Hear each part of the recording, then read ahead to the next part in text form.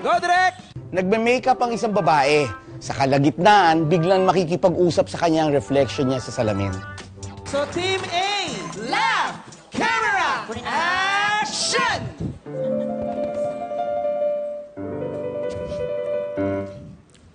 Rollers. Kulot na siya.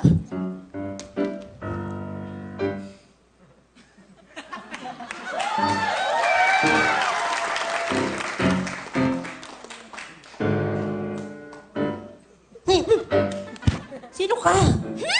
Hello! Ako ang iyong reflection. Reflection? Oo. Ikaw ang aking reflection? Ako. Mamatay. Mamatay. Talaga? Ba't ngayon ka na nagpakita? Dahil ngayong araw na ito, may kailangan kang malaman. May kailangan ko malaman. Nandiyan ka pala. Ay, Mama. Kanina pa kita hinahanap eh. Sino kausap mo? Mama, kausap ko po si Reflection. Reflection sinasabi mo dyan, wala ka na makausap! Ayan po si Reflection, Mama. Saan? Ayan po, Mama, oh. Alam mo na ako nakikita? Mabaho lang. Ha? Diba ang sabi ko sa'yo, marami ako pinapagawa. Yung poste sa likod ng bahay. Diba yung sabi ko ipasok mo sa loob? Yung limesa, nakakalat. Sabi ko lagay mo sa loob ng jewelry box.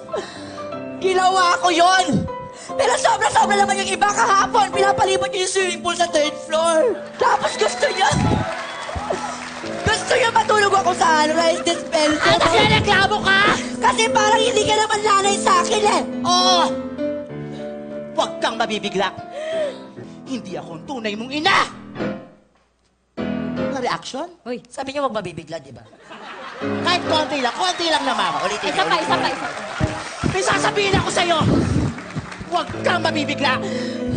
Hindi ako ang tunay mong ina.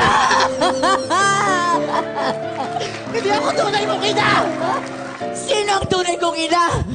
Ang tunay mong ina ay ang sarili mo.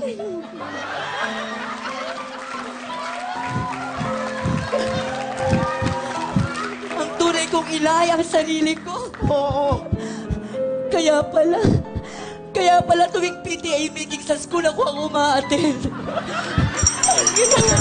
Di ba nga yung bata? Huwag ka naman alam. Reflection ka, hindi mo sinabi sa kanya yung totoo. Kaya ko nga Sino ang tunay kong ama? Ang tunay mong ama ay ang sarili mo.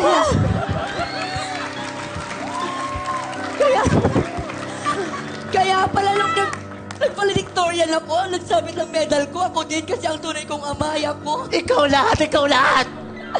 Eh, sino ang tunay kong ina, ama? Kayo? Sino kayo? Sino ang tunay yung ina?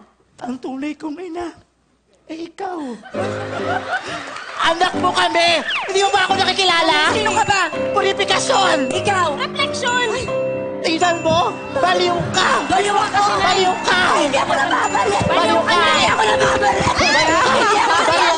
Baliw ka! Baliw ka!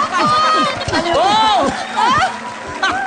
Naku, gamit na gamit ang props! Oo, Bubay, okay ka lang? Mapanghusgang Gladys. Hindi, di ba kasi pag nanonood ka ng movie, halimbawa, movie or sa TV, yung mga suspense-suspenso, huhulaan mo kung sino eh. Sino kaya doon sa tatlong nasa loob ng screen? Yung nanay, tatay, siya din, lahat. Ang galing nyo. Direk Cosme. Akala ko yung nauna nag-perform, busog na ako dun eh.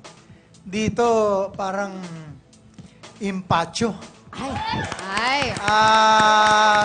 Sobrang creative ng pagkakagawa ng galaw at mga dialogue. Thank you, Direk Cosme. Oo, natuwa silang lahat. Maraming salamat.